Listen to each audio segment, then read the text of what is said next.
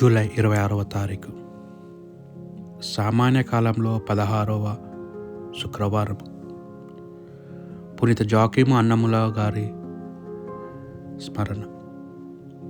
మొదటి పట్టణము ప్రవక్త అయిన ఇర్మియా గ్రంథము 14వ అధ్యాయము 17 నుండి 22 వచనముల వరకు.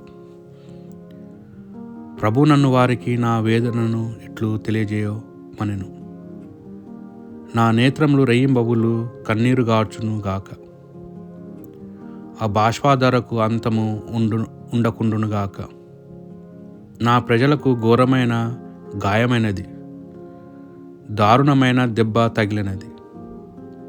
నేను పొలంనకు వెళ్ళినచో రణమున చచ్చిన వారి శవముల కనిపించుచున్నవి.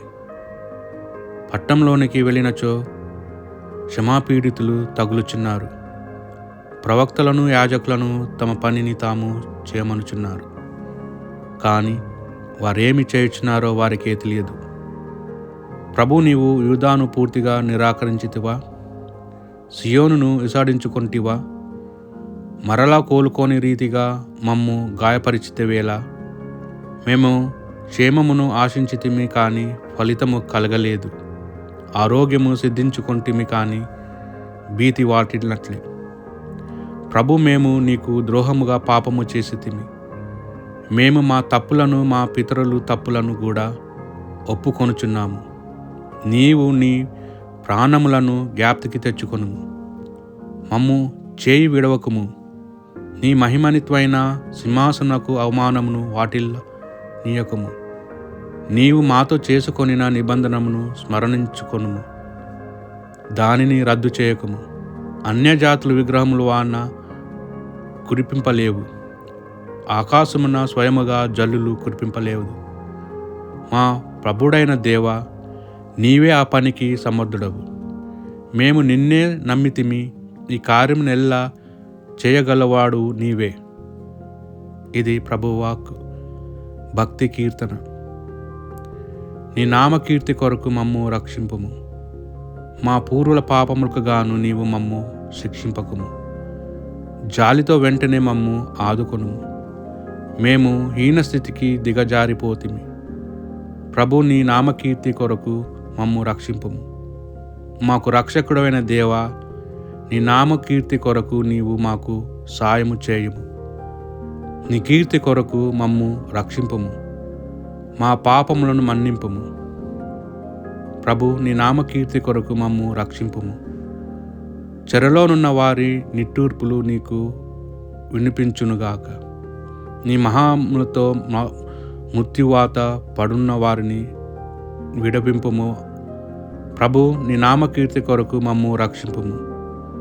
నీ ప్రజలమును నీ మందు అయిన మేము నీకు సదా కృతజ్ఞత తెలుకుందుము. ఎల్లకాలము నిన్ను స్తుతింతుము. నీ నామకీర్తి కొరకు మమ్ము రక్షింపుము.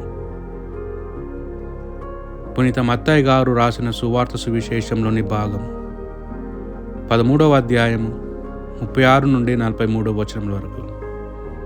అప్పుడు యేసు ఆ జన సమూహములను వదిలి ఇంటికి వెళ్ళాను.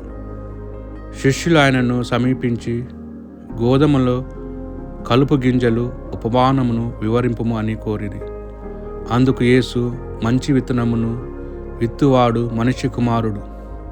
పొలము ఈ ప్రపంచము. మంచి విత్తనము అనగా రాజ్యమునకు వారసులు. కలుపు గింజలు దృష్టిని సంతానము. వీనిని విత్తన శత్రువు సైతాను. పంటకాలం అంతకాలము. కోతగాండ్రు దేవదూతలు. కలుపు మొక్కలు ఎట్లు ప్రోగు చేయబడి అగ్నిలో పడవేయబడినో అట్లే అంతకాలమందు జరుగును. మనిషి కుమారుడు తన దూతలను పంపును. వారు ఆయన రాజ్యం నుండి పాపభూష్టములైన ఆటంకములను అన్నిటినీ దృష్టులను అందరూ ప్రోగు చేసి అగ్నిగుండంలో పడద్రోయబడుదురు. అచట వారు ఏడ్చుచు పండ్లు కొరుకుకుందురు. అప్పుడు నీతిమంతులు తమ తండ్రి రాజ్యంలో సూర్యుని వలె ప్రకాశింతురు. వినులున్నవాడు వినుగాక. ఇది ప్రభువు సువిశేషము.